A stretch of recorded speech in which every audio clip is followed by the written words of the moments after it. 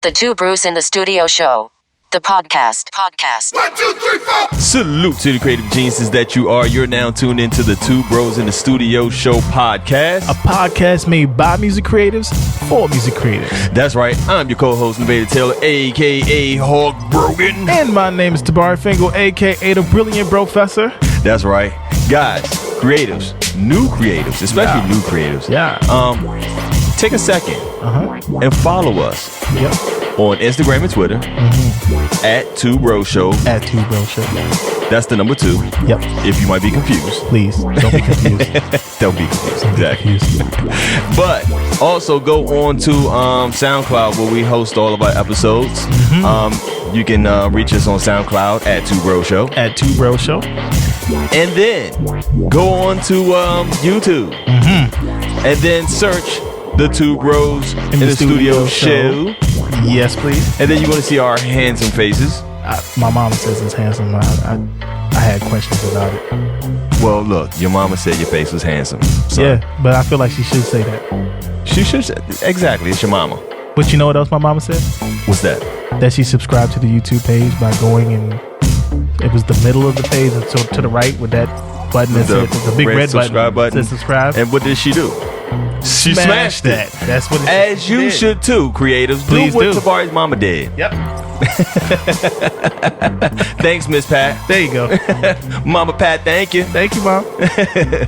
But yeah, guys, also, let's talk about our Facebook page, bro. Oh, yeah. So look, we got a Facebook page that we just started not too long ago, and we have some dope content out there for you music creators, Absolutely. right? And you want to find us on Facebook, Two Bros in the Studio Show. It's all the same. We keeping it consistent all the way around. And we have like dope articles on there from Billboard, some talking about new plugins and stuff coming out. Like there's one article that was talking about what's that? The Recording Academy. Yeah, the Recording Academy doing a campaign called In My District where they sent 2,000 creators to 315 different congressional offices to lobby on behalf of us your, creators, right? Your creators' needs. Yeah. Yeah, and we were just talking about that on the episode with David Sloan. Exactly. So you might want to go back to that. Go back to that episode. We was pretty much talking about how we should be volleying for folks in office that's going to cover the needs of the creators on a local level, not just on a federal level. That's right. Don't just pay attention to the presidential election. That's right. That's one thing, sure, but what happens and what's going to affect your life is what happens on the local level. On the local level, and exactly. What's going to affect your creativity, everything from copyright law to friggin' everything. That's right. It's going to happen on the local level a lot of the time. Yeah, and we also had a dope article on our Facebook page, Two Bros in Studio Show. Two Bros in Studio Had to Show. drop that again, right? This article was about Jay-Z reported to offer $40 million for Prince's unreleased music. I guess so he can post it on Tidal. Yeah, I think so. Yo, that's a bag right there. 40 mil just to throw up. Yeah. Very interesting, but I don't get this whole, you know what I'm not cool with?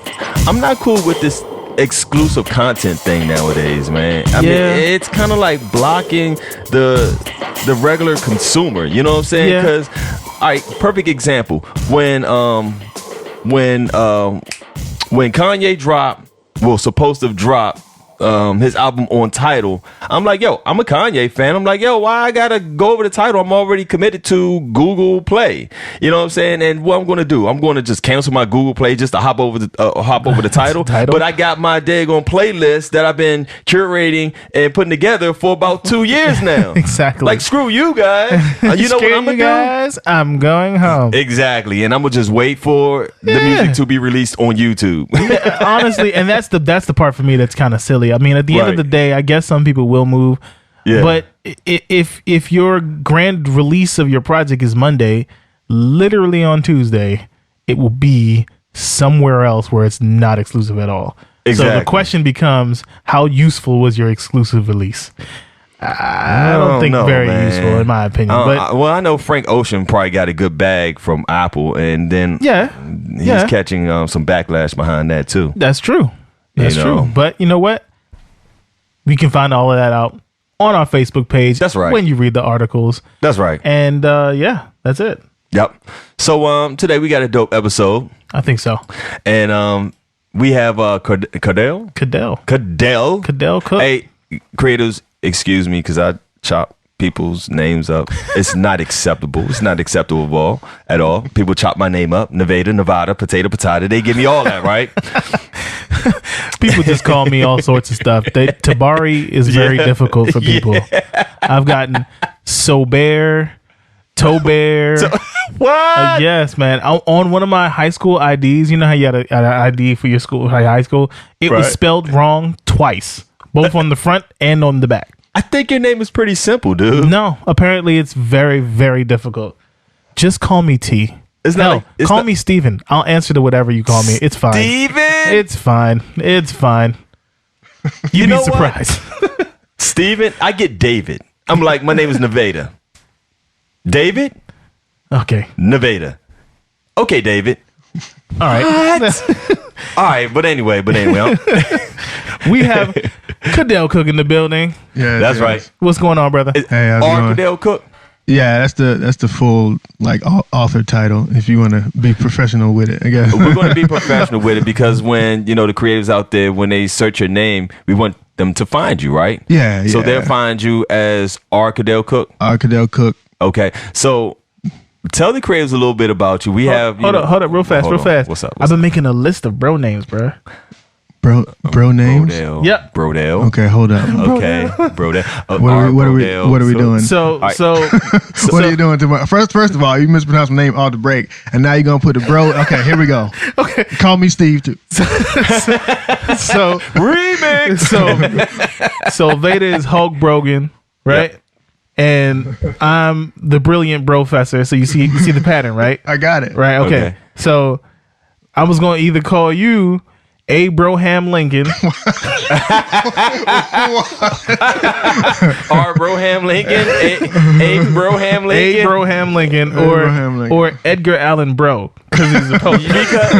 because he's a poet. Yeah, Edgar Allan Bro. Hey, look, I would respect that last one. I would go with that. All right, cool. So can we ride with that? That's fine. Cool. Okay. Cool. Now we can start. Okay, Edgar Allan Bro. That's fine. All right, AKA Edgar Allan Bro, but his author name is Cadell Cook. Google him. Google me. Yo, especially.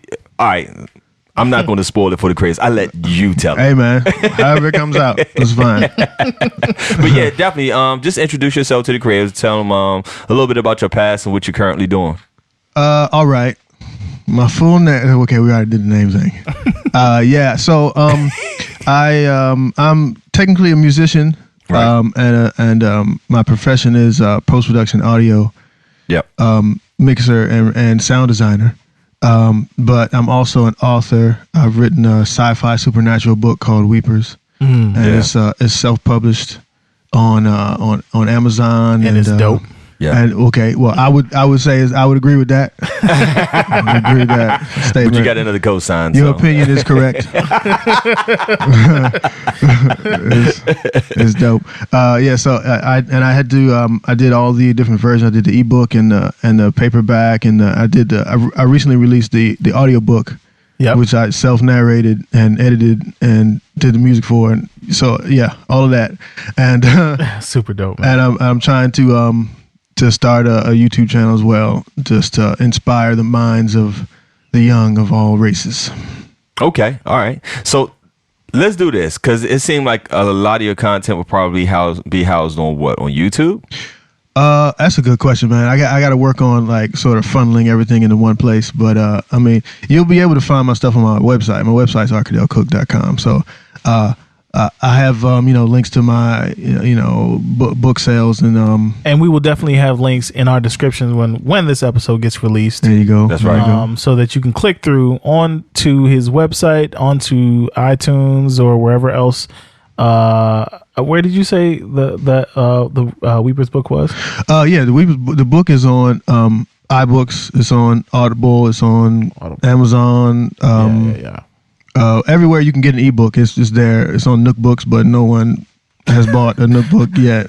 A Nook. I don't know who uses that, but Yeah, okay. who we uses don't wanna, Nook books? No, much love.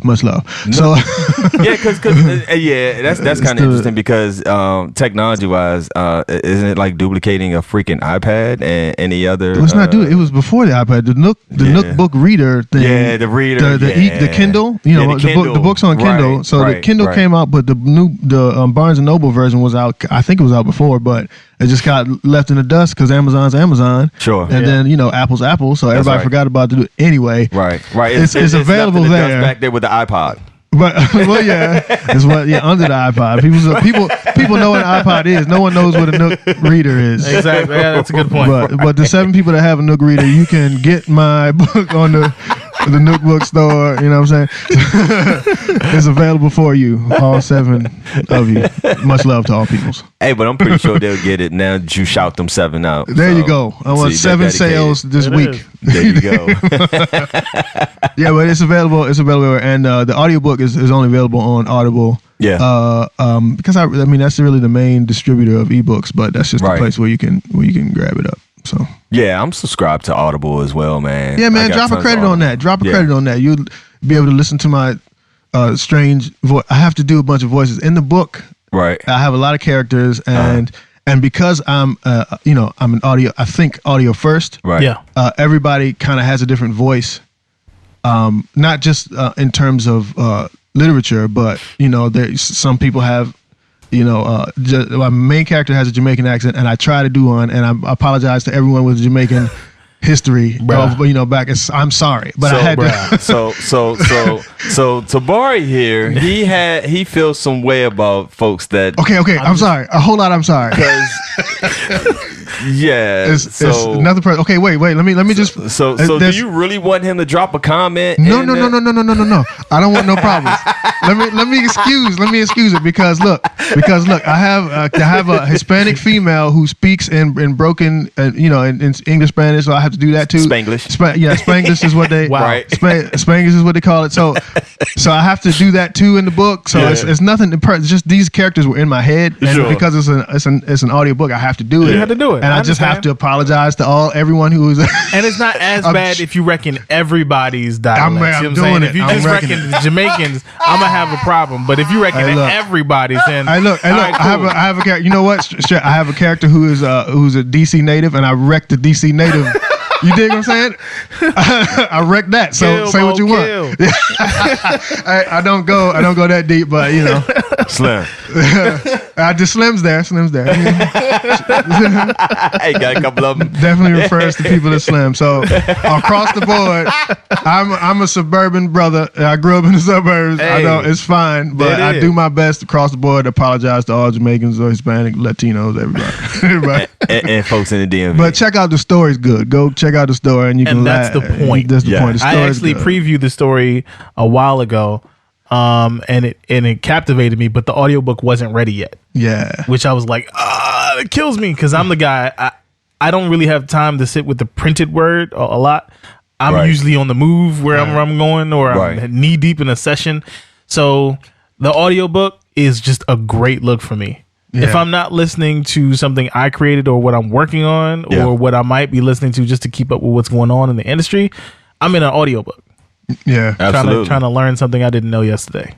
Same here, and I think there's a lot of creators out there that are on the go as well. You know what I'm saying? Especially if you holding down a 9 to 5, right? Exactly. 9 to 5, 6 to 10. Yeah, exactly. Yeah, man. Well, that is like the hours of creators, right? It's 9 to 5 and then 6 to 10, right? Those of us who are hustling, whenever you're awake. Yeah, exactly. If you're awake, exactly. Get to it. Then you get to work, and then you go disappear into the bathroom stall to grab a nap or two for 20 minutes, hoping that your butt and your legs don't go numb while you sit. You stand up and it's like the Green Mile to walk to the sink.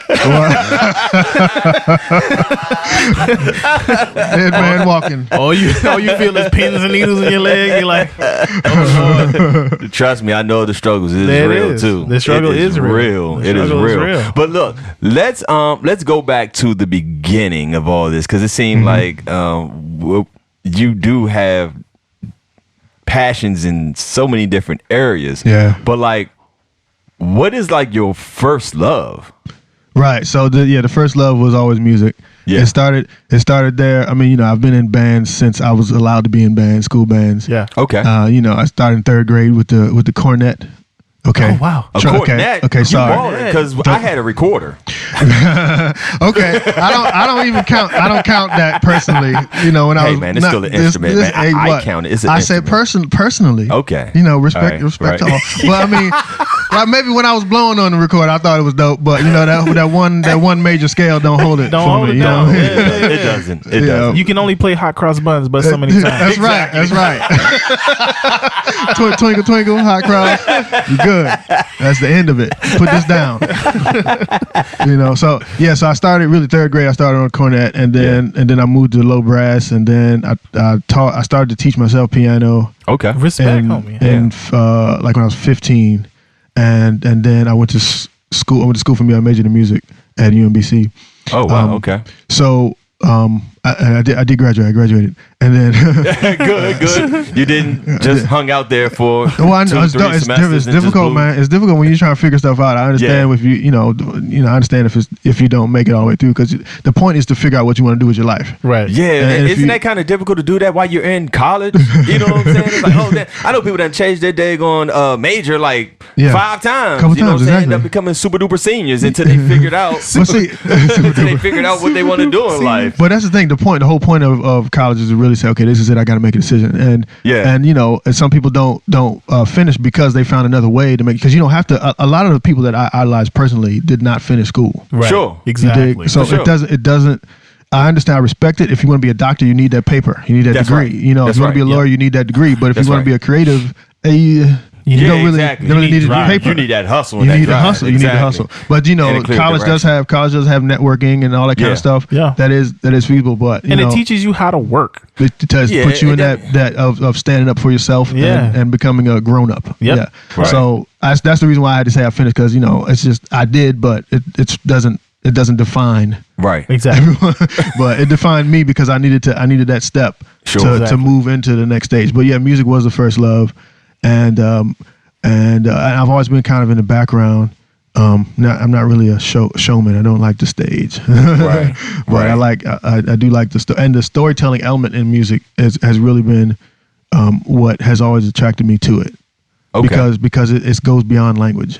Yeah. True. Yeah. True. Even a song with lyrics goes beyond language. Yeah, man. I agree. Use your imagination, man. If it's a well written song, then it should touch upon all senses. Yeah, that's a great point. Yeah. You know what I'm saying? That's why I think that music and sound in general, but music can be one of the best storytellers or even a way to sort of accompany a story, but it speaks to the part of a human that goes beyond the language barriers. Sure. Right. So I use the song "Human Nature" by Michael Jackson. Yep. Absolutely. That's one of my favorite melodies. Yeah. One of my favorite songs in general. Written song. I have no idea what it's about.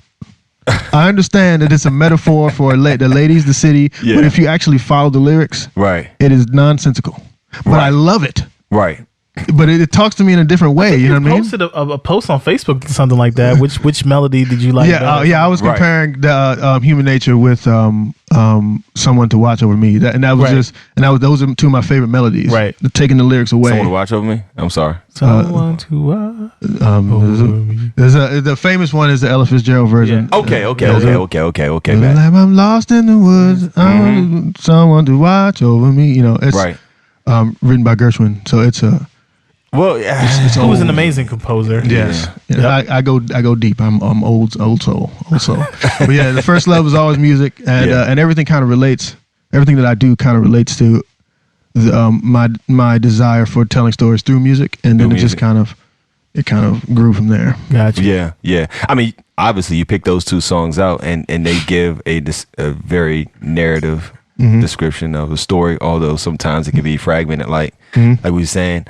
Yeah. But it still touches. It still sparks your senses. Yeah. You know what I'm saying? Especially like, the couple opening lines and Tell Me Why is looking out across the, and I was like, okay. So it's the beginning of the story. And the melody alone, like it merges the whole scene. Yeah. So then visually it sets a place. You know what I'm saying? It's the beginning. It starts a story. It's the beginning of a story. It's a long going far away. It's the beginning of that story. It invites you in. It is a story. So and to be honest, because now that I've realized what I want to do, like the core of what I'm trying to do is to help people change how they experience, how they think. Sure. To get people to think for themselves. That's the most dangerous thing that humans do, is that we let a group think for us.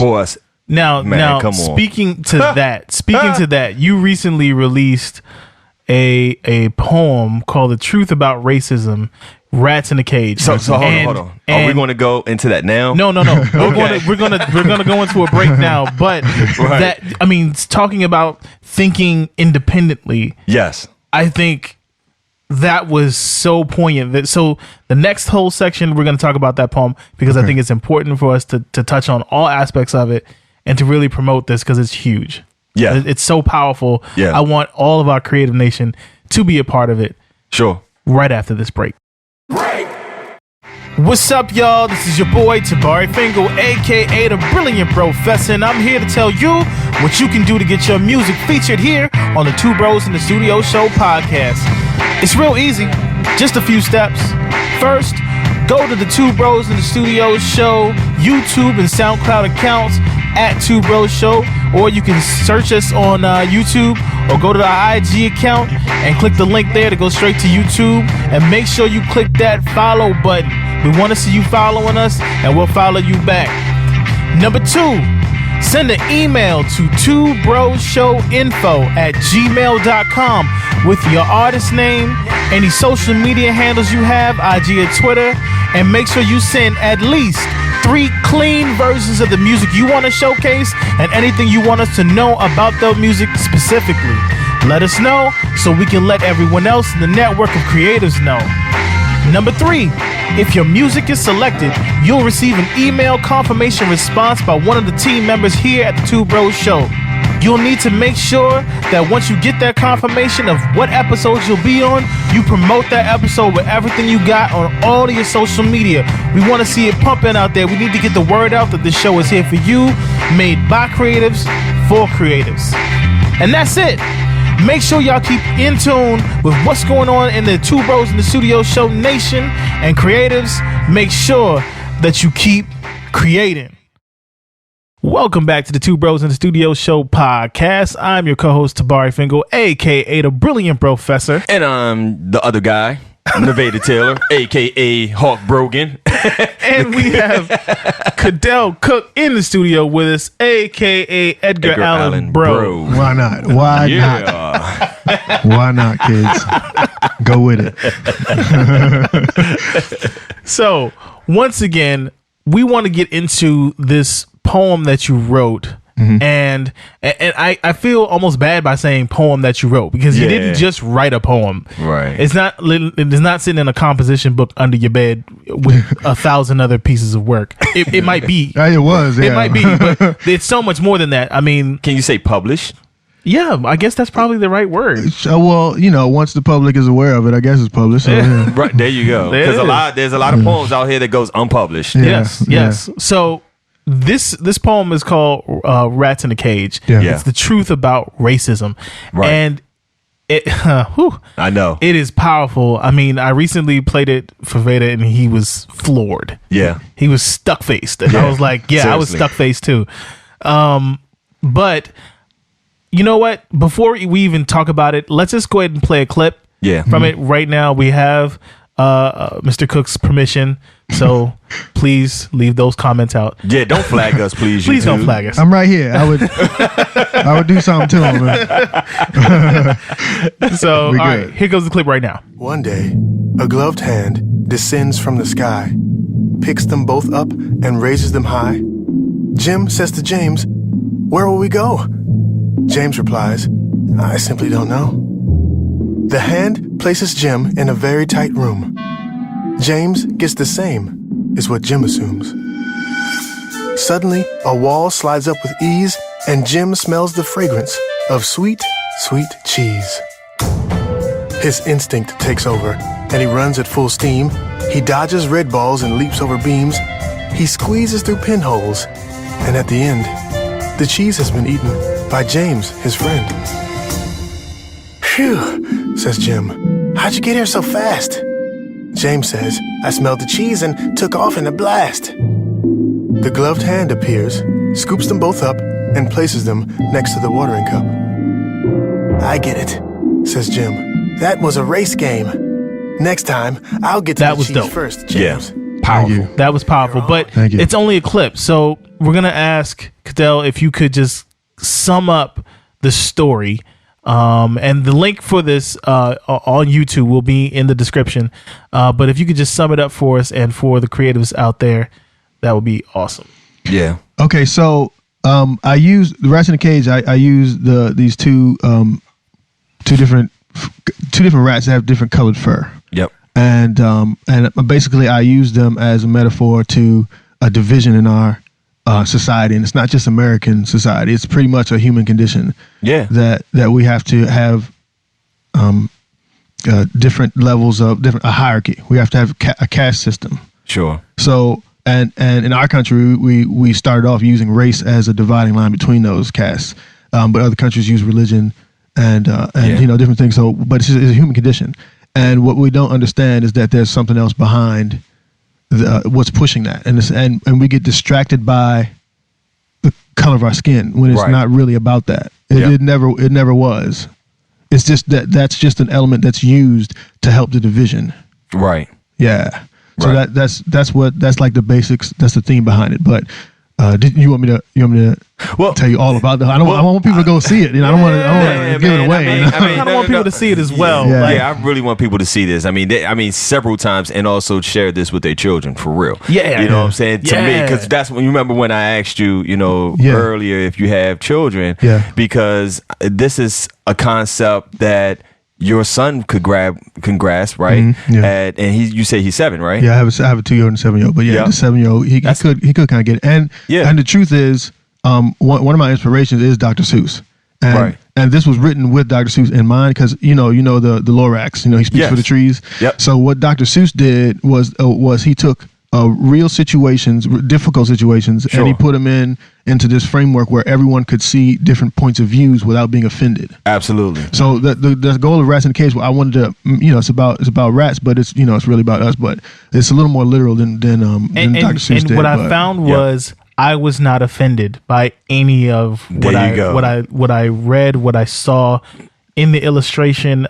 When I saw it, I was like, yo, I actually even got a chance to see a different perspective and appreciate that perspective because I was not offended at my own perspective. Right. I wasn't too busy going, see, that's what I'm talking about. See, if y'all wasn't, I wasn't busy doing that. So the point is, when your overall point was, we're all in a cage. Yes, exactly. Yo, that resonated with me because I was able to go, yeah, you're right. We are all in the cage. Right. Yeah. Right. And then at least speaking for just our society, different societies are different, but in our society, it's more difficult to see the limitations. But if you were more familiar with our history, you would know that even as in slavery, the people who were in charge of the slaves, the white people, they were the poor white people, right? For sure, right. You see, and then there were masters, and there were poor whites, and then there were slaves. That's right. So they were controlling the lower class. They were putting the lowest, the undercast with the lowest caste. That's right. So they were just making them duke out so they could blame each other for everything and not look up. Not even notice you walking away with a bag with a big green money sign on it going, right. Once the slaves get free, they're going to take all your good white jobs. Right. Right. So they made them exactly. So what's happening is it's just a different way of a distraction, division.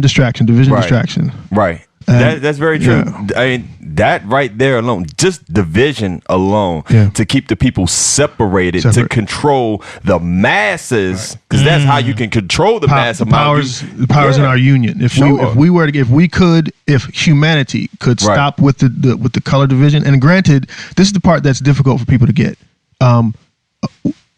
As a Black American, right, we do have a reason to be offended.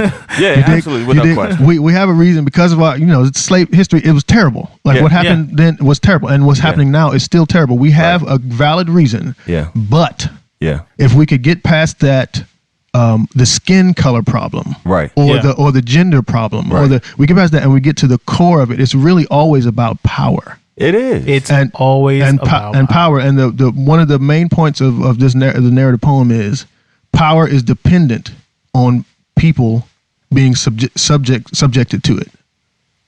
So a person, if you think about money and power, this is really important. If you think about money and power, people who are after money, once you get piles of money and stuff, then you have money and stuff. But if you agree this power is completely dependent on someone else doing what you say. If those people decide to not do what you say, you have nothing. You have nothing at all. So this division is caused so that the people at the top can continue to control and have power. It's all about power. Racism is about power. But we're distracted by the skin color. You guys have this and we don't have that, and us fighting in a cage. Right.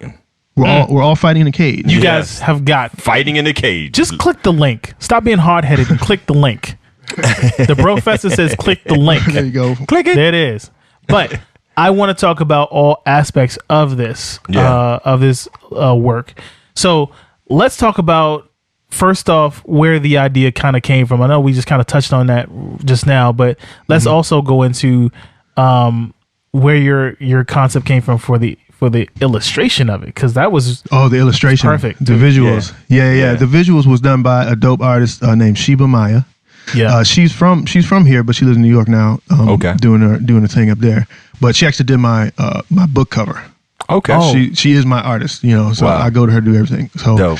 She's the one who did my book cover. She's really talented. But this was her first sort of she specializes. If you go to her website, shebamaya.com, go to her website, check her stuff out. She specializes in sort of portraits and really emotional looking imagery of people. So this was her first experience with drawing like rats.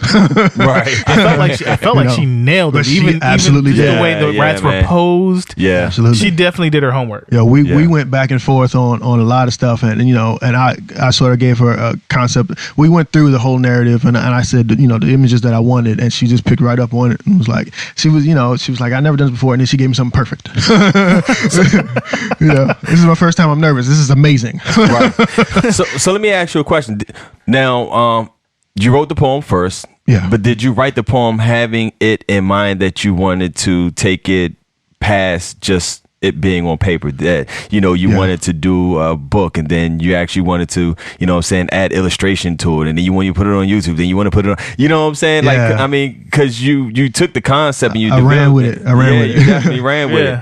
Well, it started right. And initially, actually, this idea came. This is a long progress. Okay. So it started with, I think it was Freddie Gray. Okay. Wow. I think it started way back then. All right. And I was seeing that, again, we have a good reason to be divided, but everybody is being so distracted because this is the issue with the policing thing is the same thing is happening. Right. That we're starting to make it a black white thing. Right. When it has absolutely nothing. If you look to the core of it, the police system is the problem. That's absolutely. right. Because think it through. If we all thought it through, and we continue through with the Black Lives Matter, right. And let's say we succeed in getting some sort of litigation for there being like a high penalty for a police officer shooting an unarmed black person, right? Right. So when Black Lives Matter, let's say we do that, and a black person is killed innocently, and a white or any color police officer, they are punished highly because of some litigation that we developed. Okay, right. Is that the goal? If that's the case, the system is still busted. They'll start shooting other people. Absolutely. Is that what we want? The system is busted, right? Because they have an incentive to continue to prove that they are necessary. You dig? Yep. So cops are needed because of criminals. Of course. You dig? So if crime goes down, they're not needed as much. Their budgets will get cut. People will get fired. Sure. So they need to continue to prove themselves. The incentive is off. They have an incentive to continue crime. Absolutely. You dig? So, but they're pointing it to the black community because it's easier to put them in jail because we don't have as much defense. More of us are poor, and it's not about skin colors because you're poor and undefended. Exactly. Poor, undefended, and uneducated. And uneducated. It's not about skin color. It's about the education. You don't hear much about what's going on over there on the pipeline, or you see it. It comes across your timeline, and you go, and you just kind of keep it trucking. But there's atrocities happening over there. Yeah, they're current atrocities. They're people getting shot and killed and beaten and dog sicked on them. Right. Yeah. And this is in the midst of peaceful, lawful protest. Yeah, that's right. That's amazing, and we don't hear about it. CNN hasn't said anything about it. MSNBC. These are supposed to be stations that, I mean, on your highly conservative stations, even if they did tell you, they might be a little colored. Yeah. Okay. For sure. But on these other stations, you would think they were supposed to be the opposite. We would hear them because but no, like he's saying, the system is busted. The system is busted. If the system puts itself out there like that, it's going to cease to exist. Exactly. So it's going to edit itself so it can self-sustain. Exactly. And if you think about it, again, I'm trying to get people to step away from feelings and to look at the logic behind it. So if it was flipped, do you know how hard that dude, is? it's close to impossible. But it's the core of actually fixing a problem and not just scooting it to the side. It is the core. Yeah. Absolutely, is to get people to think logically. Yeah. But I'm gonna tell you what though, this poem right here. Yeah. Yo, you nailed it. I hope so. Seriously, you. man. Like I had no choice but to think logically about this. Yeah. You see what I'm saying? Yeah. So I mean, of course, and I don't know. I guess it's probably words that how you wrote it, but you didn't choose to pick either side in promoting which side is better than the other. Where some had attributes that help. I guess helped out in some cases where the brown. You know what? I don't even want to go. I don't even want to go in detail because I'm about to go in detail. You about to just give it away. You know what I'm saying? Right now, I'm not going to give it away. No, I really want them to at least click on it and watch it. That's right. How long is it? How long is it? Look like it's 6 minutes. 6 minutes. Yeah. You got 6 minutes. 2 seconds. You got 6 minutes. You That's got right. 6 minutes. But okay, so we talked about kind of the where it came from as far as the writing of it. We talked a little bit about the illustration, which was simple but powerful. Yeah, simple but powerful. She did a great job. Really did a good, like the storyboard on that one was really well done. Yeah. I didn't feel like anything was missing or anything. But let's kind of move, switch gears a little bit, and let's bring it to why we're all here. Let's talk about the music. The music. Yes, let's talk about the music, bro. and let's talk about how the music came about. Yeah, that was that made it even more powerful. You know what I'm saying? That right there added a couple sparks to my senses. To my senses. Was the music. Thank you. And how it accented around. Yeah, it's part of the story. Yeah, it is. It really is part of the story. So, in producing that, like, what was your approach on how you were going to, I guess, add accents here to this line, Let's these geek out. words or whatever. Let's do it. This Let's is what we're here for. Listen, I'm just telling you, we're gonna go all the way in. If Let's you ask go about all the music, the way in. okay. The creators will appreciate this right here. All right. Okay, so follow me. You ready? Because this is okay. It's composition. I'm not really. Yeah. This is not really producing. This is more composition. Because if you listen to the music, it's more it's orchestral. Love it. It's orchestral. Give me some oboes and clarinets. Yeah. There you go. Let's do it. There you go. So triangles. And okay, so I use the clarinets are symbolizing the two sides of the rats, the brown and the white. Right. And if you again, no one's gonna hear this, but come with me. No, okay? It's fine. So it starts with them when in the very beginning they're in harmony, right? The movement is in thirds, so they're moving together in thirds. They're in harmony. And when when the human hand is introduced, the dissonance starts. In between the two melodies.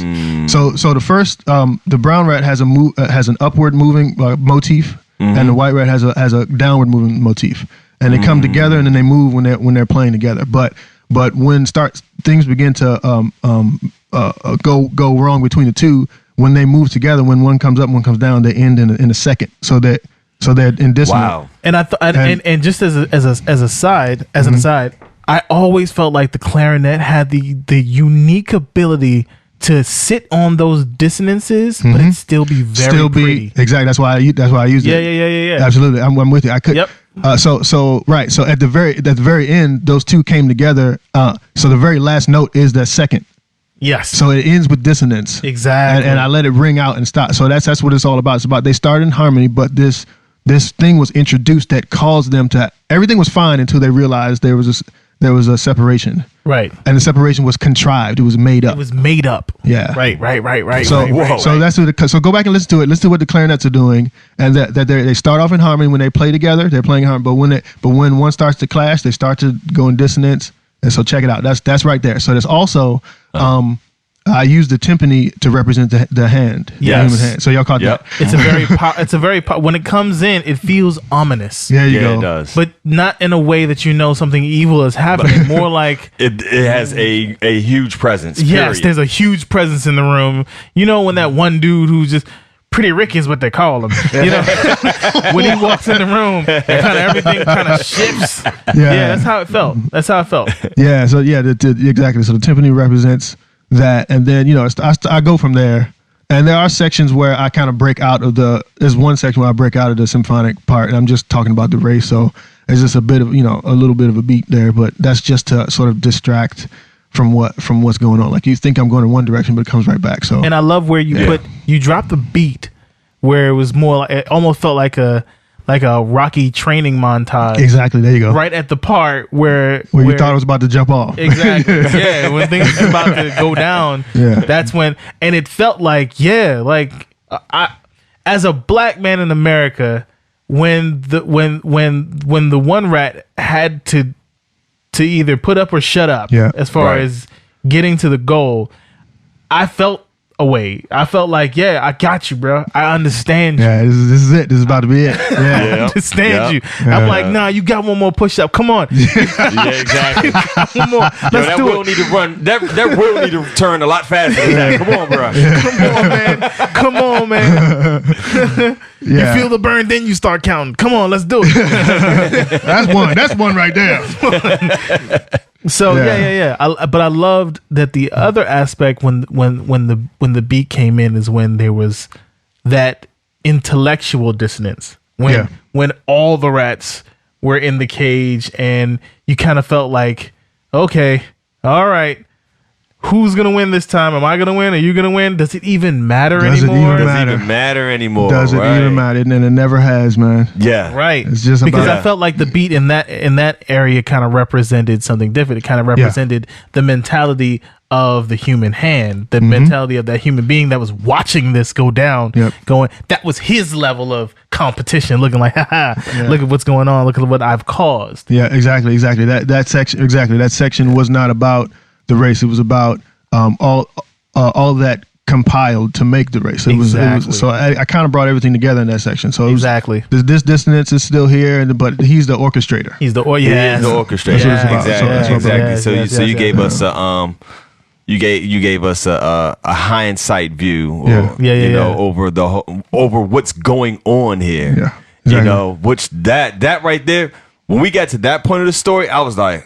Yeah, because when I played my mouth was like wide open, like when I played long slob, the little elastic slob that come out your mouth. When I played it for Vader, he was like, "Oh, this is like Who Moved My Cheese," and I was like, "No, this is not like it's from the concept of there being mice." Yeah. Sure, but that's after that, that's as far as it goes. Right.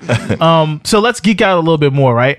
Mm-hmm. What are you using as far as your system? To create your music. Okay. Yeah, like what type of DAW you using, plugins, hardware. Let's get in. Let's get. I'm in the transition period actually, because I like I said, my 9 to 5 is post production audio. Right. That's what I do most of the time. So in that world, Pro Tools is king. So sure. That's just like an extension of me. You know, right? Because I don't have to think about any quick keys. I'm gonna need to come to you for some Pro Tools. Hey man, whatever you need, let me know. Are you one of them guys that produce in Pro Tools? Okay, hold on. That's what I'm trying to explain. Let him get there. Let him get there.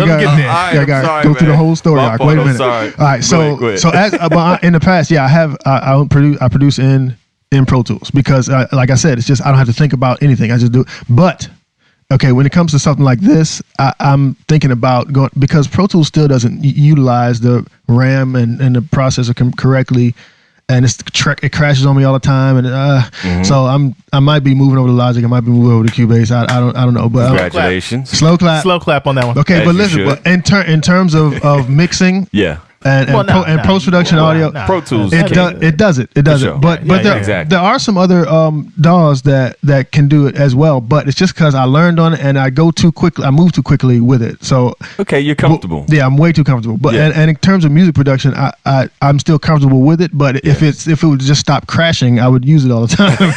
But it crashes. On these multi sampled instruments, like the orchestral ones, it's too much for it to handle. Yeah, you dig? So even when I try to do like the orchestral stuff to get those different timbres, they have to be really multi sampled. So when you pull up one instrument, it's got 6 or 7 samples on one. You know, it's a lot floating in the RAM. You dig? That's right. So just Pro Tools just hasn't liked it. So let me ask you a question. When I'm not familiar with the MIDI and the instrumental side of Pro Tools, but does it give you an option to like open up like you know how they have the mono when you're opening up an instrument, they have the mono, then they have a stereo open, and then they have different like a 16 by 16 where you're basically utilizing your buses on one audio channel, right? Or is it more like, because I know that's one way of easing the pressure on the RAM. See, if it does that, I don't know how to get that to that part, because I don't think so. Gotcha. I got either I have to dig into it or I have to just use something else. Because I know when I'm in Logic and I'm cracking open like Contact, right? Yeah. It gives me that option that says, you know, we can do an 8x8. Oh, I know what you mean. Cranking 8 instruments, and then you're busting out each instrument on a bus.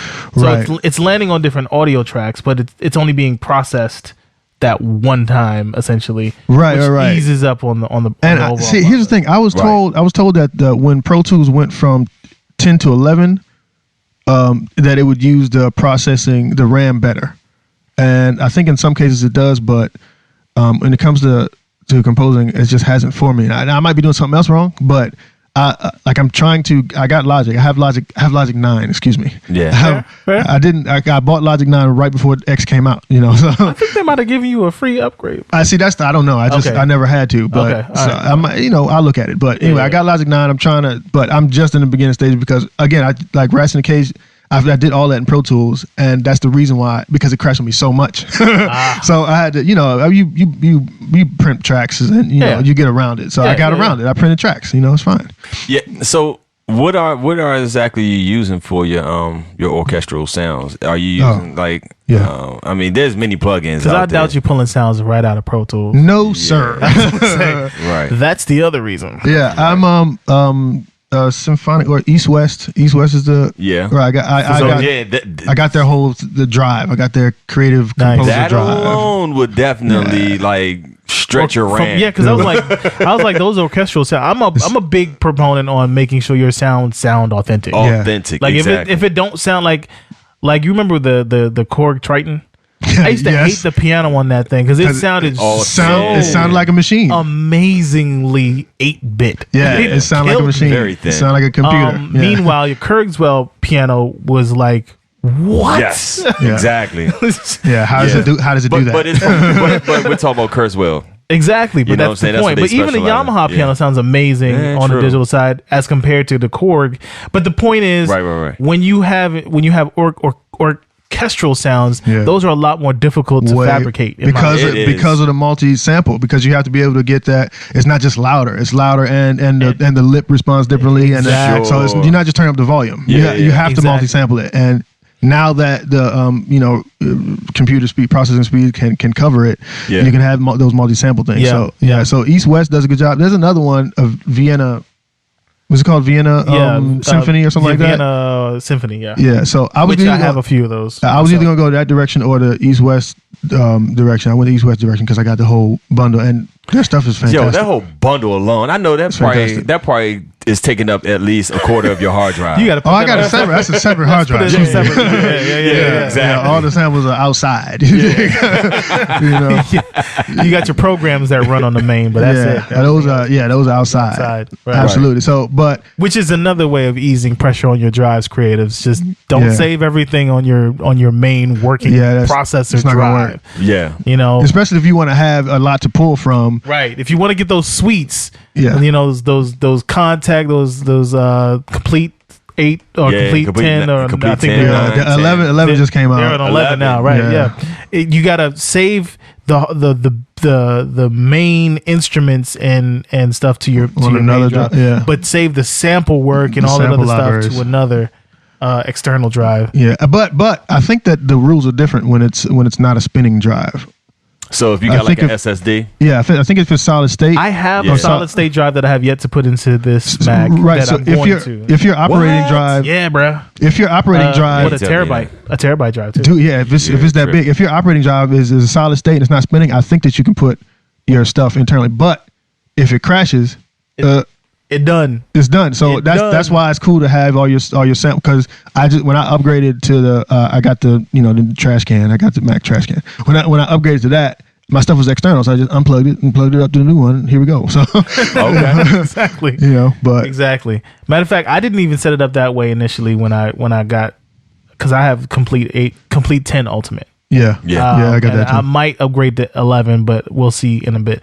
But I actually need to uninstall and reinstall so I can install it properly. Because when I installed it, I installed everything on my main drive. Like, hey, here we go. No, we didn't go in there. We stayed right there. We didn't go. I left the keys in the house. I locked the door. I locked the car. I'm locked out of the car and the house at this point because we weren't able to go anywhere. You are part. So yeah, man. So let's get to the next phase behind that, behind this project. So we already talked about you actually writing it, the illustration, the production side of it. Now, just to ask you another question about the production side of it, like, how long did it actually take you to like mix this down? Oh shoot, dude, I should have spent more time on it. But really? Yeah. There's one part of it that I don't even want to talk about that bothers me in the mix. but like only like you're not gonna. Yeah, okay. So I should have spent more time on it, but because whenever I wear too many hats in a project, I personally go, just get it out. Okay. Something on me turns on after I've been working on it for too long. It's okay, now it's time. You got to step back and let it go. Put it out, because I'll keep beating it up until it's perfect and then nobody cares about it. I mean, sometimes that's healthy though, for real, man. Because the rule is procrastination is perfection is disguised as procrastination. No, it's the other way. I'm sorry. Procrastination is disguised as perfection. Yes, I'm sorry. I'm screwing all that up. There you go. But yeah, to me, I'm listening to it and nothing jumped out to me. Nothing jumped out. Exactly. Cool. Nothing jumped out to me. I'm like, okay. Here's another note for the creators as far as music production is concerned. This is how I edit, right? If I'm mixing or if I'm producing, whatever the case may be, I ask myself if the edit that I'm about to do is either absolutely necessary or is it preferential? Right. Meaning, is it make or break? Is not fixing this going to be a deal breaker? Right. Yeah. Or is this just my personal preference on how I would like things to see, to feel, sound, come across? Yeah. One you can get away with, one you can't. Exactly. Right. So if you're coming up on your deadline and you got to put all your edits into one of the two of those categories, and life will be a lot simpler, a lot faster. Yeah. I agree, man. And the thing that I'm thinking of that I'm not going to mention, I hope no one notices, is that it was under that line. It's something that I'm going to notice, and I think that maybe 2 or 3 of my engineer buddies will notice if I point it out. Like once this show's over, if I point it out to you guys, you'll be like, yeah, I guess you could have, and then you dig. So, but no one. I mean, for real, I don't even care to know, dude, because it sounds great to me. Nothing jumped out to me. You know, cool, what I'm saying? man. Nothing jumped out, and I've listened to it on headphones, on my monitors. Yes. So yeah, cool, man. Nothing jumped out to me. But well, to answer your question, I can't really say how long it took to produce. I think it if it was like 8-hour days, it would have taken me maybe 2 or 3 days or something like that. But because the composition part of it was so very important. Yeah. And again, that's one of those hats. I don't know if you ever have to deal with it, but when I'm a composer and I'm the mixer, I can't. You know what? I can't think like that, and I choose not to think like that. You just stay composer mixer. You just are that. When I'm in business mode, I could read contracts all day. I'll break them down, all yada yada. But that's not a problem. But I can't compose in the same day. I need to kind of take my hat off and decompress and come back. And so if I don't even like mixing my own stuff. No. When I produce or write or reference, I don't even like mixing my own stuff. I'll rather give it to somebody else and say, just do it. Do it. Yeah, that would have been better. Always take the approach with a fresh ear. Fresh pair of ears, exactly. You know what I'm saying? I probably would have done that if that was like sort of an option for me at the time. But actually, I had the narrative written and I was kind of sitting on it, not really, because again, I'm an author. So it was like, I'm thinking like, how am I going to try to get this published in kind of a newspaper or magazine or something like that as a narrative poem. Right. But I read it at, I was at my wife's family reunion and they were just sharing stuff and I was like, let me share this poem. And they were like, you need to put this out somehow now. So I was like, okay. I'm glad they did because all right, I guess I got to do that. I'm gonna work on it. I'm gonna take care of it. So that's when I just kind of put the pedal to the metal and just kind of finish it out. But if I were the type that would keep track of my of these passion projects of how long they take, I would probably not do them. Right. I got you. Fair. I just don't know. Like the audiobook, that took months. To record the audiobook because I'm a perfectionist, because I'm the author as well. Right. So I'm not just the narrator, I'm the author. Yeah. So I have to read everything over and over again. And once you're a guy like me who stumbles so much, I got to chop everything. Right. It's not just one read through for the chapter and hit stop. I get there's edits all throughout. Exactly. Look, bro, it's all part of the process. It is. You know what I'm saying? But at the end of the day, what you want is to have something that's definitely presentable to the public. There you go. And listening to this, I'm like, this is way more than it being just presentable. I think this is something that should be iconic. Thank you. Wow. No, I'm I agree. I'm serious about this. I agree. Yeah, I mean, out of a lot of things that I've seen that challenge the concept of racism and the concept of unity and understanding, like there is power in unity, Absolutely. In the union of people.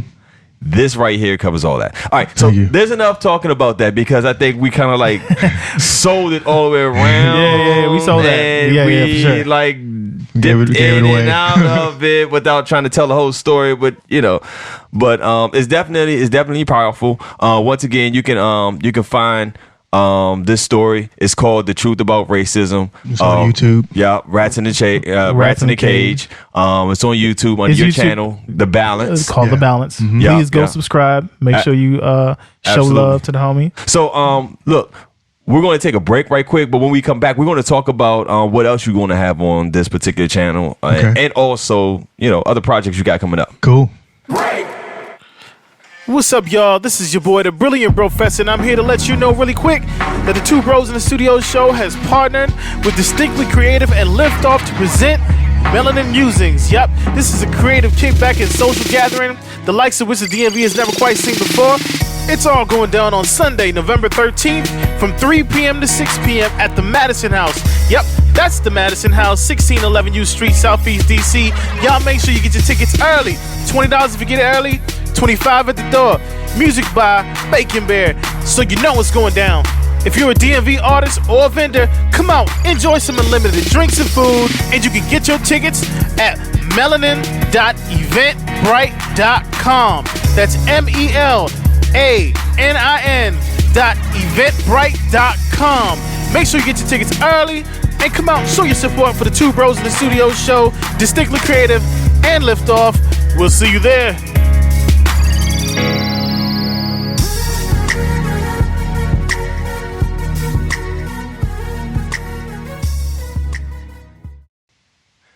Welcome back, Creative Geniuses. I'm your co-host, Navada Taylor, a.k.a. Hawk Brogan. And my name is Tobari Fingal, a.k.a. the Brilliant Professor. And we're sitting here where Edgar Allan Bro, AKA Cadell Cook, AKA or BKA. Well, the AKA was Edgar Allan Bro, but it's real. And no one's gonna know who I am by the end of this. Well, no. All right, so hey, look, that dude from the show with the thing, and the guy with the face. That dude was dope. That guy with the face and the voice. Yeah, he was great. He was great. So look, guys, this is how you can find him under his author name. Yep. R. Cadell. Oh God. Cook. Cadell. Yeah. Cadell. R. Cadell Cook. Yeah. .com. Just go to my website. That's RCADELLCOOK. Thank you. That's right. It is. So, but for the moment, Edgar Allan Bro. It is. Why not? I enjoy it. I might get a tattoo tomorrow. Put that on my forearm. Said the Raven. Never more.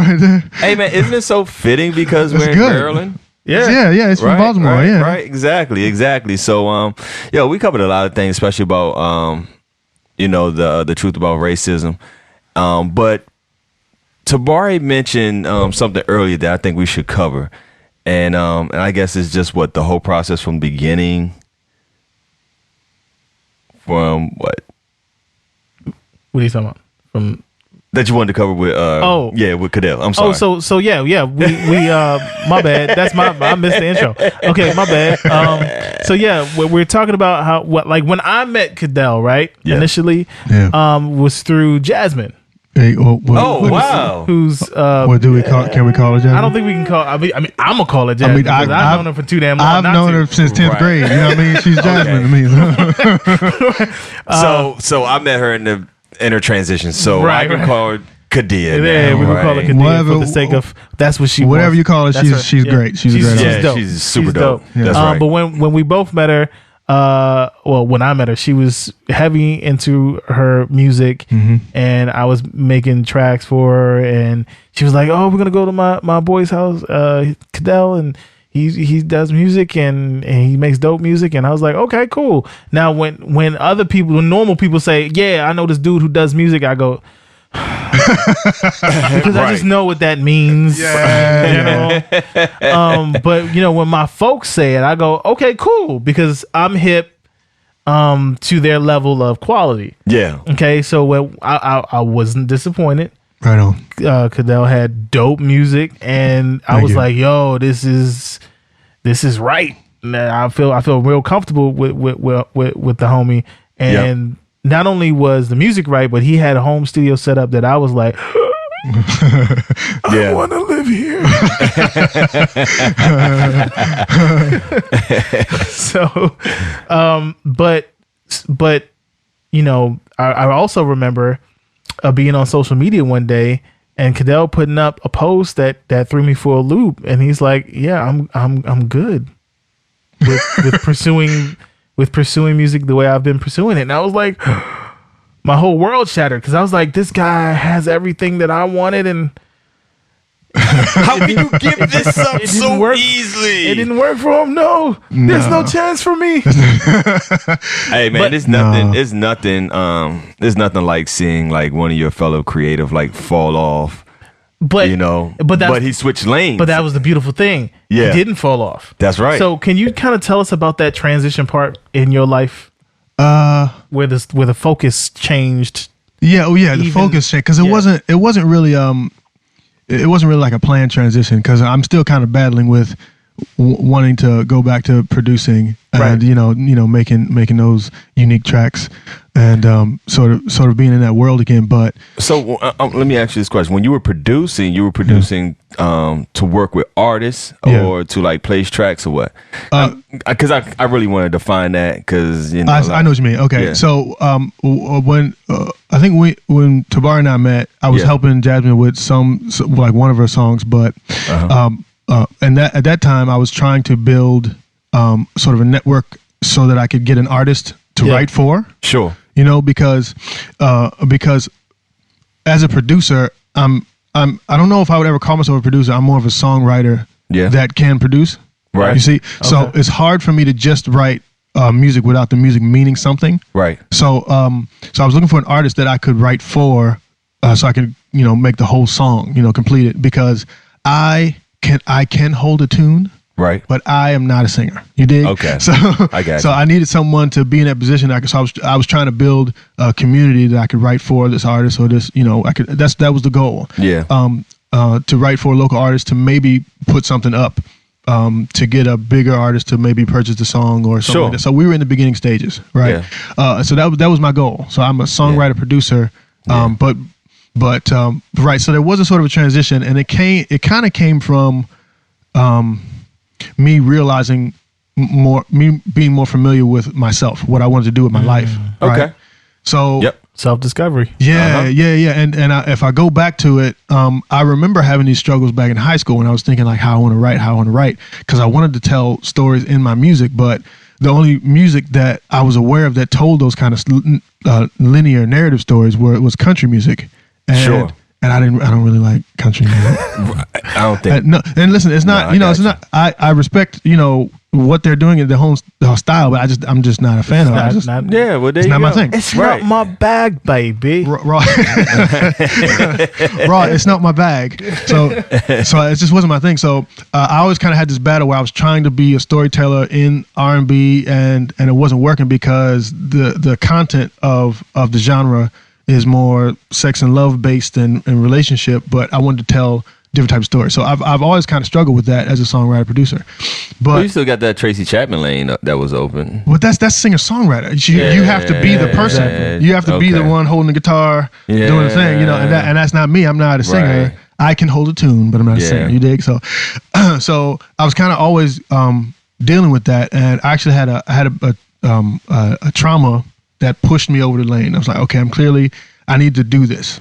Right. So I had a retina detachment. So I was going blind in my left eye. Oh, man. For no reason. Like usually it happens to football players when they get hit in the back of the head. Right. But mine was just coming off. So I was going blind in my left eye. So, and the only surgeries that were available, I tried the one that was less invasive, but that one didn't work. And the second one after the surgery, required me to lie face down for 2 weeks. I forgot the ratio, but I think it was like 50 minutes to 10 minutes. So every 50 minutes, I could take 10 minutes and be upright. Then I had to go back down. This is 2 weeks straight. So all day long. God. 2 weeks straight, you'd be basically asleep. So, but no, you were awake and going insane. So you have to be face down. You kind of like adjusted in the pillow, and your face, because there's a gas bubble in your eye that's holding your retina back against the back of your eye. Okay, so it's a physical thing. So that gas bubble has to hold the retina back against the back of your eye so that it can heal correctly. Okay. So that's what it is. But I went back. It was supposed to just be a week. I went back to the doctor, and they were like, "It's still not all the way there. We need you to go another week." Oh my goodness! So I had a coming of age. I sort of realized that my senses. Like people say, be happy that you can stand and walk, and be happy for your limbs and all that. But I actually experienced the potential of of maybe losing my sight. And I'm like, if you spread that over everything in your life, we're not guaranteed any time. Sure. No. So that's when I decided to, okay, I'm going to use everything in me and just start. I'm just going to go. And at that point, I had a short story in my head. I just woke up, and in the 10 minutes that I was up, I would outline my short story. I would go lay back down and think about it. And while I was thinking about it, I was listening to audiobooks. I was listening to audio, and the one that made me really stand up was Stephen King has the Dark Tower series. Yep. I went through that whole thing when I was face down. Wow. Are you serious? Yeah. Yo, that's a lot. That's that whole series? Yeah. And it's on Audible? 7 books. Yes, it's one of the it's one of the best audiobooks I've ever heard because of the narrator is a genius. He actually had to switch narrators because the main guy got in a motorcycle accident. Oh. So the second one picked it up, and he still kept it, but it was a pretty sad story about that. But that series is long and fantastic. It is, well written. Yeah. My mother had it on one of her shows, and that's when I really started reading books because of that. Because of Dark Tower. Oh, gosh. Yeah. Wow. So I'm actually not hip. So you got to check out. I got to get hip. The first book is called The Gunslinger. Yep. Roland Deschain is the main character. Yeah. That got into me. The way that story went everywhere.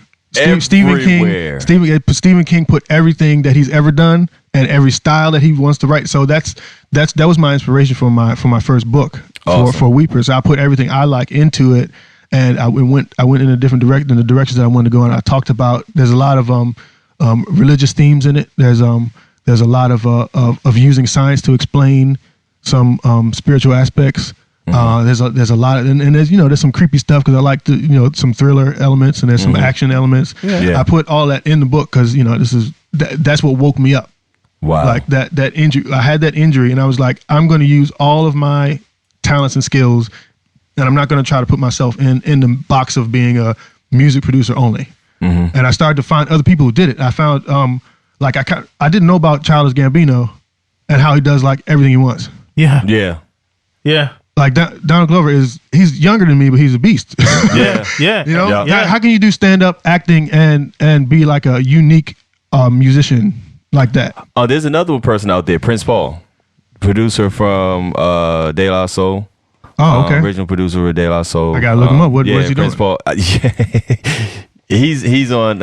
If you're on a streaming service, I can pull it up on Google Play. He has like these albums out, and this is a story, and he has tracks behind it, and he's actually telling the story. Sometimes it rhymes, and sometimes it don't rhyme. But the stories, it's hilarious. But I mean, this is stuff that he's done several times over. So there are other folks out there that that I guess will be in the same lane that that you wanted to be in or want to pursue into as well. So definitely check him out as well. I will, man. And there's a lot of people that once you open your mind to it, there's a lot of people that are great in different areas. Yeah. And my original problem was, and this is kind of a character thing where I was trying to fit into a box so that people could comprehend me better. Sure, I got you. Gotcha. Yeah. So now I'm like, okay, if I'm going to be an author who writes science fiction novels, who is a musician who writes scripts for movies, if I'm that person that does all these different things and is great at all of them, then I'm going to do that. Yeah. But I'm not great yet. But my goal is to get great at all. But I just don't want to try to put myself in the box. Right. So bro, you're on your way.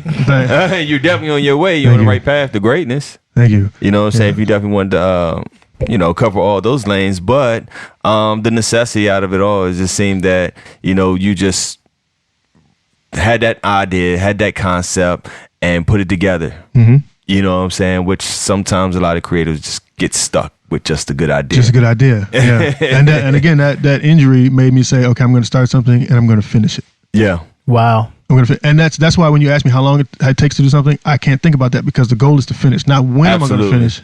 It's just to finish. It's to finish.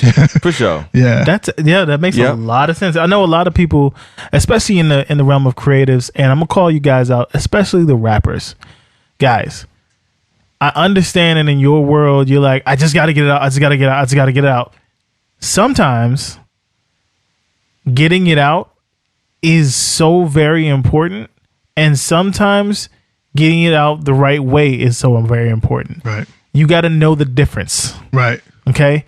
You got to know the difference, and you have to exist in the difference. Like if you're talking about I just got to get it out, and it's unmixed, no, you don't have to just get it out. Yeah. You have to go get it mixed. There's just no way around it. You know what I'm saying? You understand what I'm saying? And if you pass it around to your boys and your family, your girls, and everybody loves it, they will lie to you. You aren't necessarily, but everybody else loves it. That's when you got to get it out. Yeah. That's when you got to get it out.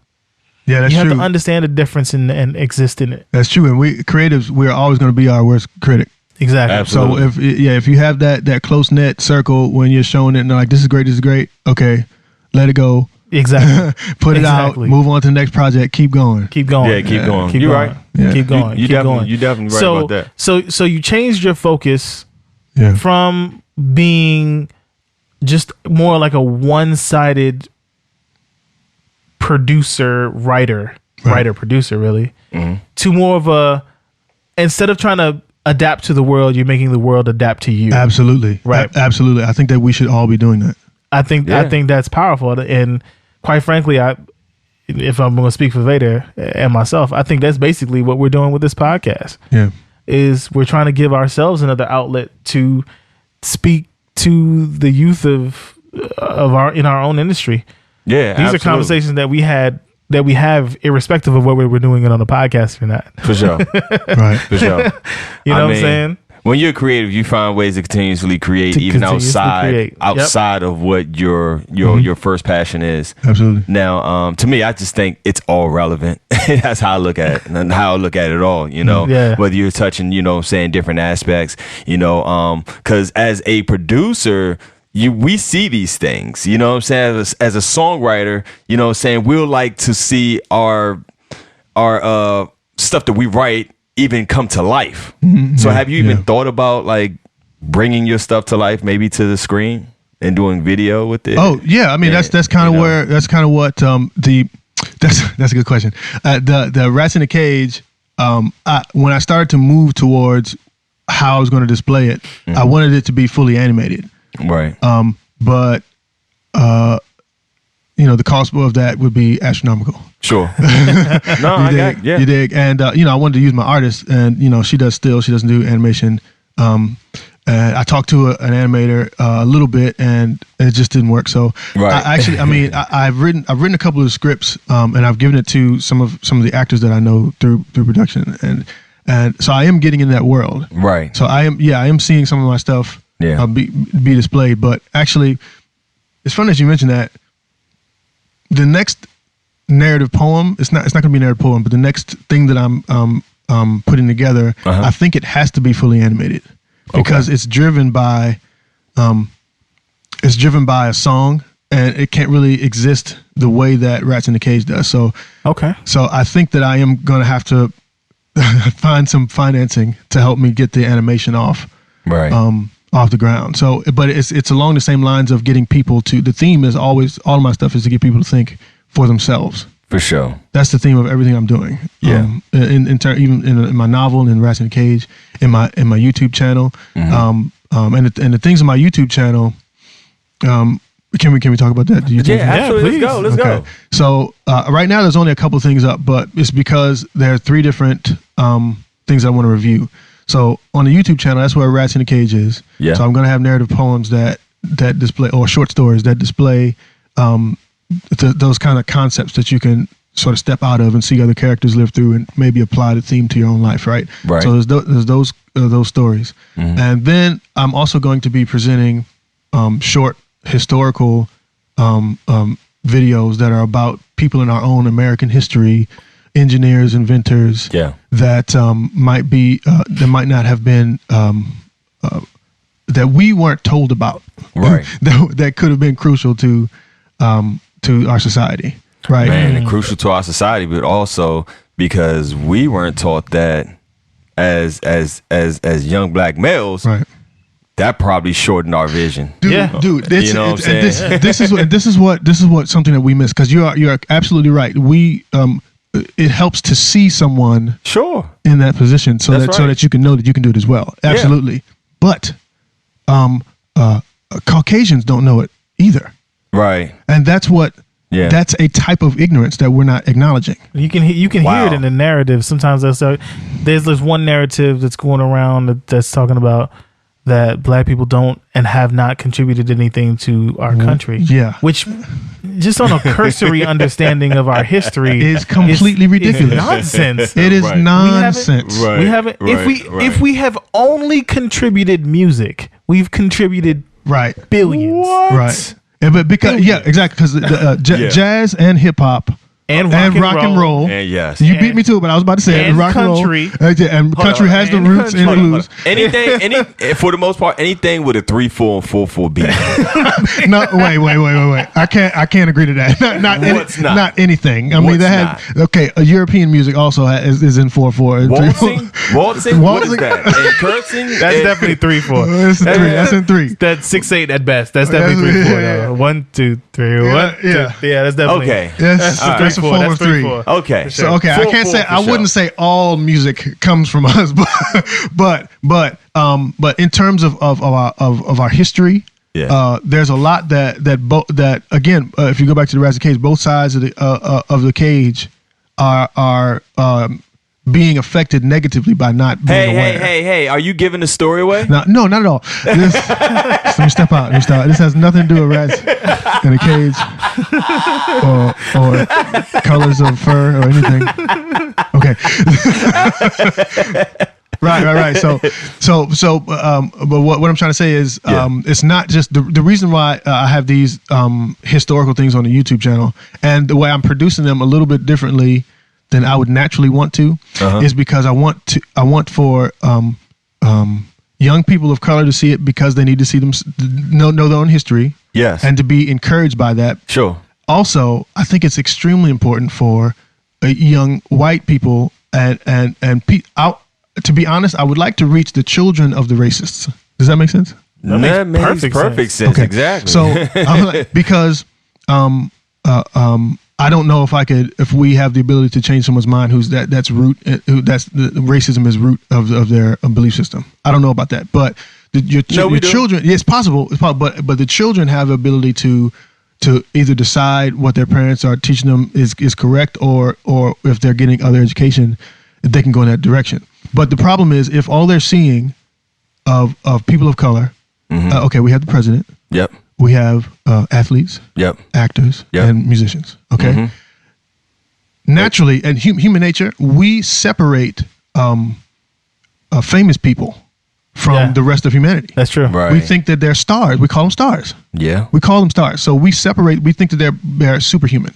So even if they are of color, they don't associate that with average black people, right? So if you are someone who average black people out here murdering each other. See, that's my point. So if all they see, that's a big, huge gap. If all they see, and what I'm just talking about is just human nature. Well, if all they see is what criminals, and the stars that are of color, they don't associate humanity with the stars because they're above us. That's right. If the only thing else that's left is criminals, they're going to be misled. That's what ignorance. That's what ignorance is by definition. That's why I want people of color to be aware of their own history, and I want Caucasian kids to understand this as well, because it's American history. It's American history. It is exactly. It is. It's American. It's American. History. So if we can stop calling it Black history, right?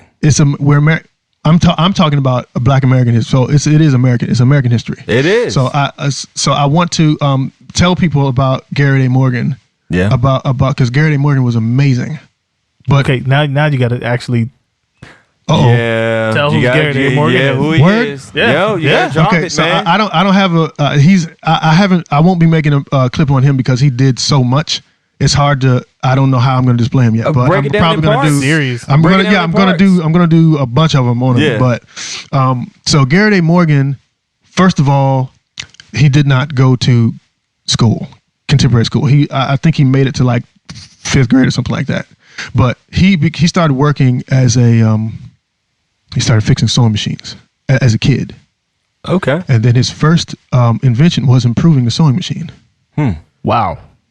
So was the sewing machine? Was that the sewing machine that was that you had to like crank by foot? Yeah. That's how it used to work. I mean, but he made an improvement on the insides of the sewing machine, right? Okay. On the functionality of it, right?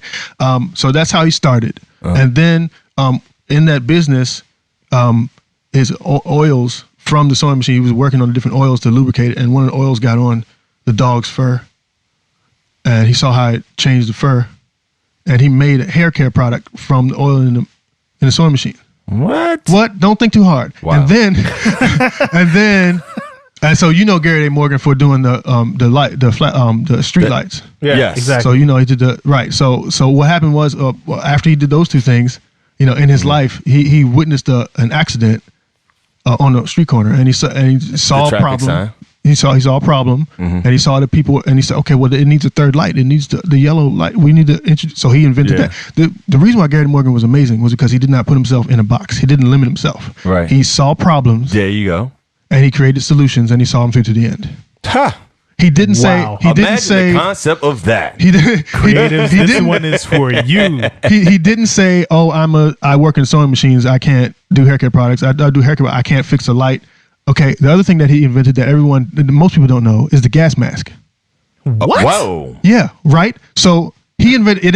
He called it. I forgot the original name. I think it was like safety hood or something like that. But he created the basics to the gas mask.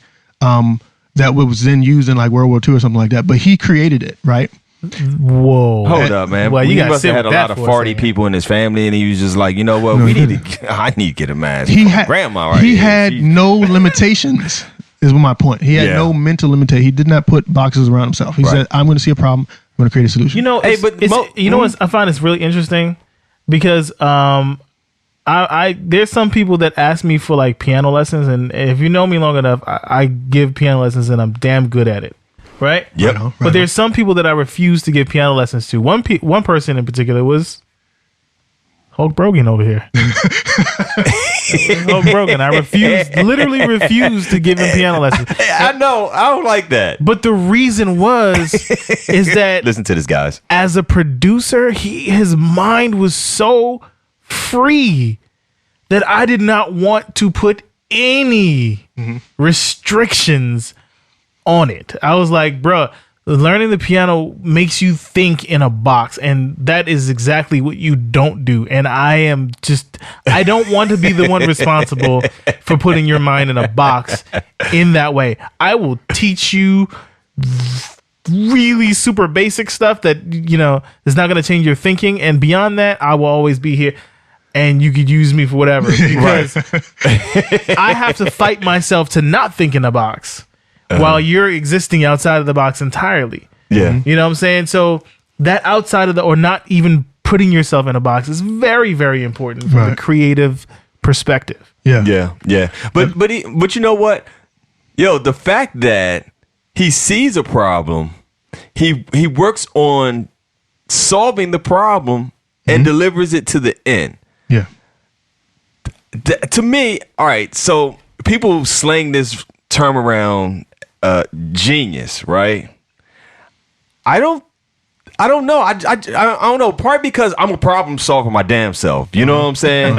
And I look for problems to solve sometimes, right? But I don't think that's being genius. Like where does that come from? I just think that the people that don't care to solve the problem are lazy. You know what I'm saying? It's like you just choose to deal with the same problem over and over again and let it plague you, but you don't want to solve it. Yeah. Right. So, you know, if we can say that he is a genius, then I guess, quote unquote, yeah, he is a genius. But what I find out is that many inventors, that's what they do. Right. They see a problem, or they see a void, they see a white space, and they go in with it, and they see it to an end. And I've seen a lot of people in my family, and maybe probably because, you know, not most, but there's a lot of us black folks, we deal with stuff that we have to rig up different. You know what I'm saying? Or just create something in order for it to work well in our life, because we lack the funds to buy something that can actually just solve it all in, you know, I guess a push button process. You know what I'm saying? So knowing that, a lot of us in our family, there are like gems that are quote unquote in the hood that do this all the time. You know what I'm saying? And we contribute time and time again, you know what I'm saying, to, you know, the growth of society. So that's why I hate when people say that, yo, they never contribute anything. Get out of here. It's just based on ignorance. That's the point. That's the point. It is. It's just based on ignorance. And it's not, they're not trying to, I wouldn't say, I can't speak for them, but I would say that if we take the emotion out of it and just think logically, some of them are not trying to do it maliciously. That's just how they were brought up. They are unaware. That's the definition of ignorance. Woefully unaware. They're just unaware. So that's my motivation. I think that the solution to all of it is to become aware across the board. Yeah. I do want to say James Baldwin. Okay. James Baldwin, The Fire Next Time. Right. That's one of his staple books. In the beginning of it, he wrote a letter. He's writing a letter to his nephew, who's named after him. One of the key lines he says, he calls white people a countrymen. Countrymen. That's how he refers to them, because it's true.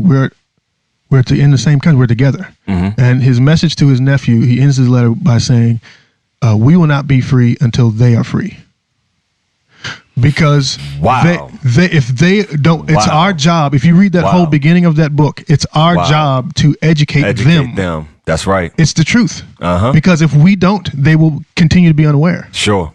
I get it. And it's not white people. It's the people who decide to continue to be ignorant. And see, I want to try to add something to that, because I feel like I can already hear dissenters in my head, because there was dissent in my head when you said that. Like, my head automatically said, why is it our job to teach you so you don't have to be ignorant? But here's the thing. If you don't realize that you're ignorant on the subject, yes, you will remain ignorant. That's the point. Yeah. That is the point, isn't it? They are ignorant, they don't know, and they have no idea. They don't know. Exactly. We have to be the one, because again, it is our burden, but no one else will fulfill it. There's no one else here. That's true. It's just the people who are. It's okay. There are other types. There are people who are aware of what they're doing and they're being malicious. That's a whole other thing. That's a whole other thing. Okay, I'm talking about the people that are close to us that are only responding because they lack education on these topics. That's right. Right. Those are the people that we can unionize with. Yeah. And Absolutely. get out of the cage. Excuse me. Do I keep talking about it? I mean, I'm just saying. No, man, that's right. Shameless plug. Shameless plug. I know. Plug. Yep. So I agree, man. But those people that you're talking about are folks that are open. You know what I'm saying, to learn. That's right. Initially, yeah, but there are some people that can be opened swayed through just a light bulb, just becoming aware. Yeah, that's true. Man, just becoming propaganda, aware. man. Propaganda. Let's just change it around, man. Dude, don't get me started on that word propaganda. Is don't get me started on that, because it's a whole other show. No, I mean, I got it. But for real, what is really coming down to is that's kind of like we're addressing that topic. I mean, we're addressing what I'm saying. What is going on here is just it's all propaganda. It's rhetoric. It's media. It's how the media is designed to make money, not to inform. For sure. Exactly. It's just how it is. The 24-hour news cycle is one of the worst things. That's the worst idea. Public education and fear, death, and fear, fear, death, and ignorance. And cut the commercial. Fear, death, fear, commercial. Fear, death, fear, commercial. Lighthearted story of the evening. Then the bus full of children died. Yeah, that's what I'm saying. Thank you. No one reports on. That's the reason why I call my YouTube channel The Balance, because no one reports on the positive things that are equally important. Yes, because it is like if there's a criminal, unless it's monetizable. Oh, dude. Unless it's monetizable. If you can monetize that great thing that happened, then awesome. So just in terms of what would be morally important, I guess. Yeah. But there's no the balance between the negative, fearful stories. There are far more positive things that happen on a day, but they're just not reported on because they don't draw eyes, and because human nature is views and clicks. Yeah, right. Yeah, it is. Human nature is about knowing about what the danger that could happen. For sure. But we're focused on these dangers that don't have much to do with our day to day. So they're monetizing the danger. They're monetizing fear. Yeah, and it's terrible. So and how horrible people are, and these are people you need to right. And there are some people who are bad, but there are also a good amount that are doing good things. We just don't know about it. Exactly. Like, I don't meet too many bad people. I know in the daytime. I mean, you know what I'm saying? Yeah. If you go out at night, that's something totally different. But, you know what I'm saying, from my experience is that, there's a lot of good people out there. A whole lot more good people out there. Right. But if your only experience in humanity is watching the news, then you have no idea. Your opinion is skewed by that mindset. We can't let that happen. That's very true. Hey, all right. The other day, I met this chick from Minnesota. Where the Green Bay Packers play? I'm sorry, I'm way off. Where did they play? Where do they play? Is that Milwaukee? Green Bay. Green Bay? All right, where's Green Bay at? we're gonna not have a geography contest. Please help me out here. Can we edit this part out? This will help me out with this conversation here. Can we edit this part out? There's a point. Hey, I don't think. Look. It's the story. All three of us don't know where Green Bay is. We don't. I think that's Minnesota. Wisconsin. Where's the cheese? The cheese is from Wisconsin. Okay. Green Bay, Wisconsin. Green Bay, Wisconsin. All right. So look, I mean, just funny. Just trying to be funny. I'm like, yo, she's black. I'm like, yo, I mean, are there any hoods in Wisconsin? And you should have seen her face. And she was like, yeah. And I was like, yo, I'm just saying because I know that's my first person I know from Wisconsin. You know what I'm saying? I said the only thing that I've seen on TV about the Midwest region as it relates to, I guess, hip hop culture or whatever, because, that's why I closely follow, is that movie called White Boys. Have you seen that movie? No. There's a movie called White Boys, and it was this dude that was like really enthralled with hip hop and the culture, and he was from like the cornfields and stuff, and then he ended up, becoming a rapper. Then he ended up going to Chicago, and then he got into some little war with the GDs up there, and it's a funny movie. That's a fail. It's a funny movie, but anyway, ignorance. Yeah, right. Ignorance. And she was like, for real, she's like, living in Wisconsin on how you deal with white folks is totally different than how you deal with white folks out here. And I was like, for real? Like, so I really can't even get the concept because I've just lived here all my life. But no, I lived also in North Carolina. But North Carolina was a little bit different. You know what I'm saying? But Wisconsin, like, she was like, the interactions, you know what I'm saying, as far as like people that were outside of her city, you know what I'm saying, with black folks is like few and far between. When they stop at, these, the restaurants going through their cities and through Wisconsin and stuff like that, people was like, you walk in the restaurant, it's like, the needle goes straight across the record. Right. Why are you showing up late? Aren't you supposed to be back there washing dishes? I mean, that's kind of like, what I'm saying, how she was saying that the folks will look at her. But these are the people that you're trying to educate, right? So what's the possibility of that? Or the children of these people, what's the possibility of that happening? You know what I'm saying?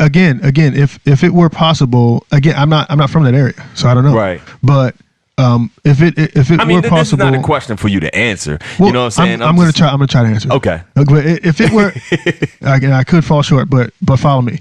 Okay. If it were possible to speak to that person on the level that they can comprehend, and just say and just educate them in a manner that that steps away from us versus them. Sure. Because I think that if they realize that the us that we should be thinking of is all of population, all of us. That's right. And the them is the controlling few. The controlling few. Right. Exactly. It's the whatever the Rockefellers, whatever they're doing to to control all the media and all that stuff. It's not and that you painted a perfect picture. Yeah, the Koch brothers. God, dude. You painted a perfect picture just then of like the record scratch when a black person enters a diner or something.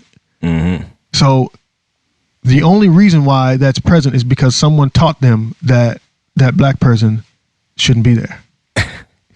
Absolutely. The only reason. And they're probably watching like all the crazy stuff that they can catch black people doing on TV as she walked through the door. It's definitely being reinforced. It's not natural. If you put a black child and a white child in the same room, they'll just play. Oh, absolutely, without question. But they've been taught, why are you here? Yeah. They haven't been, because the thing is, we can see difference. When a tall person walks in a room, they're not going to say, why are you in here, tallie?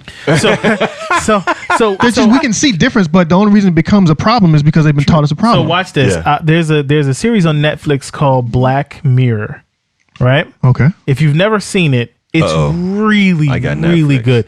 It's kind of like reminiscent of like remember Tales from the Crypt? Yeah. How it was like one show, but it was different episodes that had nothing to do with each other necessarily. Yeah. Okay. Black Mirror is like that. Season 1 only has 3 episodes. Okay. Right? But I was actually just watching season 3, first episode in season 3.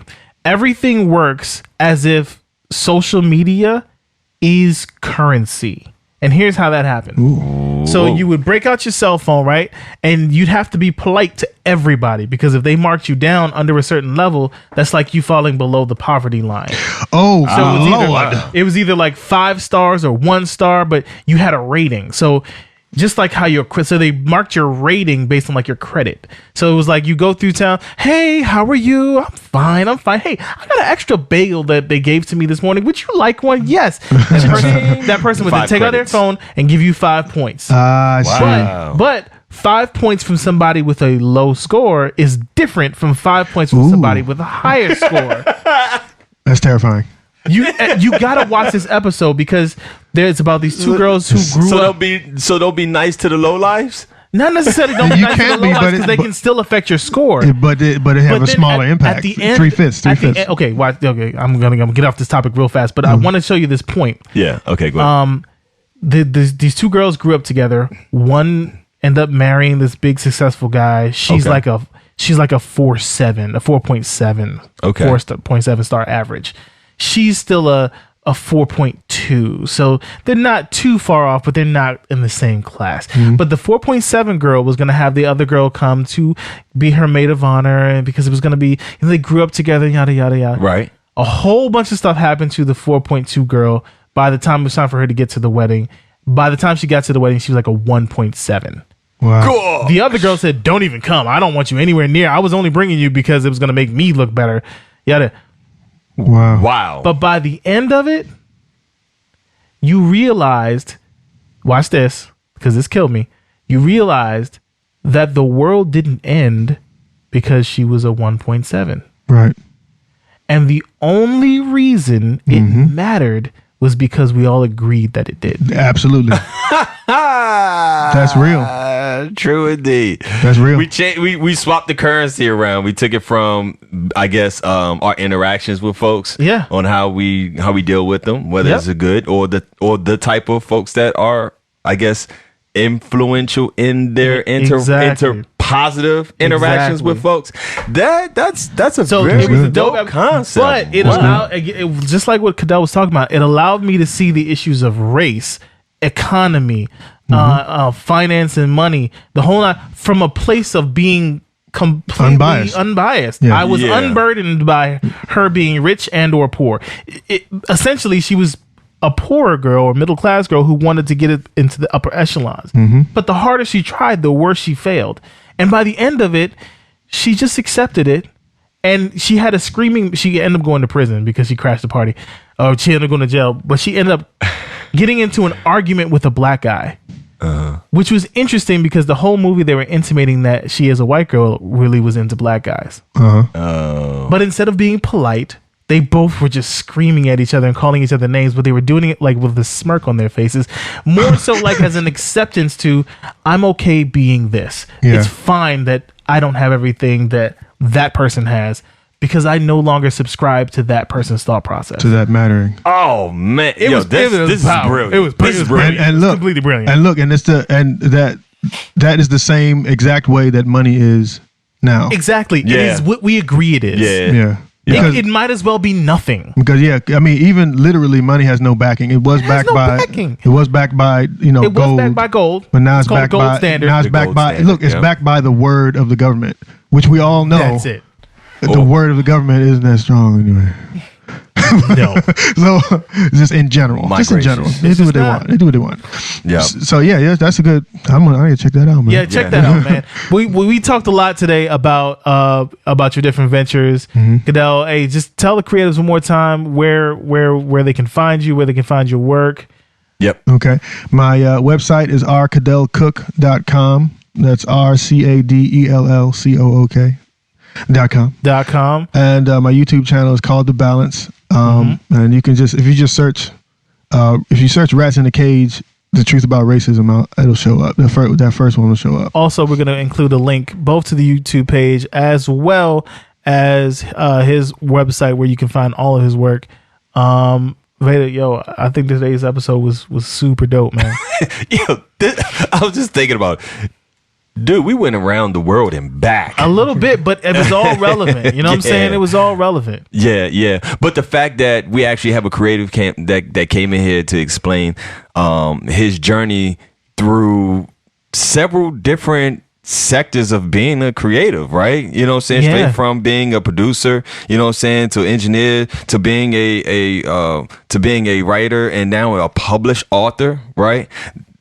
And then, you know what I'm saying, bringing his visuals to life and I guess having, you know, control over that, because then that means you're stepping into an aspect of being a producer and a DP, a whole different way. Director. I mean, Yeah. Which is why we wanted to bring Cadell on the show. Yeah. Because we want you guys as creatives to understand that there's more to the creative world than just rapping about it and singing about it. Yeah, man. If you got a vision, man, bring that vision to life. I mean, this is a perfect example, you know what I'm saying, of taking your vision just straight from writing it down from concept to writing it down to actually moving it forward. You know what I'm saying? Telling your story and bringing your story to life. And guys, you can do it for a little less than nothing. All you have to have is, you know what I'm saying, the drive and the will. Once you have the drive and the will, then resources tend to open up. You could probably use exactly what you have right now and get your dreams accomplished. And there was a time when you couldn't. Yeah, exactly. There was a time when you couldn't. For me, there was a time where I could not produce in Pro Tools, and I went to Logic. That time is today at 3:41 p.m. Yes. On the day of our Lord Jesus Christ. Pro Tools ain't got nothing for me. Block out. Sorry. Sorry, Cadell. Cadell, I'm throwing shots back at that, man. But that's fine. But you are a genius, and I did say this on our previous show that whoever is able to produce in Pro Tools are certified geniuses. Yeah, have to be. You have to be. That's what I've been doing. So I would not call that a genius. That's working with what you got, but that's fine. True. So, yo, creatives, if you haven't already, definitely follow us on Instagram and Twitter at Two Bros Show. At Two Bros Show. Go over to YouTube. Two Bros Show. At Two Bros Show. Once again, you're going to see our handsome faces. Yep. And then you're going to see a bright red button. It's going to say, well, now it's red and gray, right? Yeah, I think so. Okay, they switched the colors up. But anyway, you're going to see a button. It's going to say subscribe, and you smash that, right? But more important, leave some comments in this, man. I mean, we covered a lot, and we just want to make sure you would want to see what you guys think about it. If we left anything out, if you got something to add on, let's keep the conversation going. And more importantly, creatives, keep creating.